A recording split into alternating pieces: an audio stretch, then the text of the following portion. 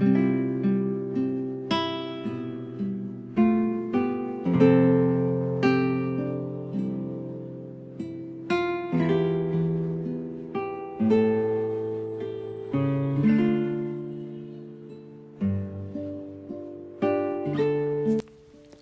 mabuting balita ng Panginoon ayon kay San Juan.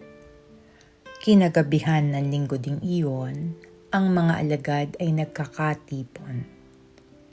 Nakapinid ang mga pinto ng bahay na kanilang pinagtitipunan dahil sa takot nila sa mga Hudyo. Dumating si Jesus at tumayo sa gitna nila. "Sumainyo ang kapayapaan," sabi niya.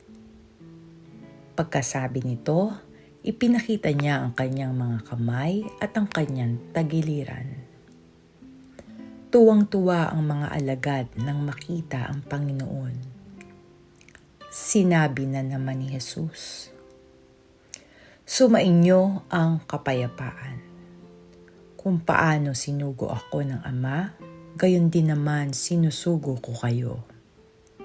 Pagkatapos, sila'y hiningahan niya at sinabi, "Tanggapin ninyo ang Espiritu Santo.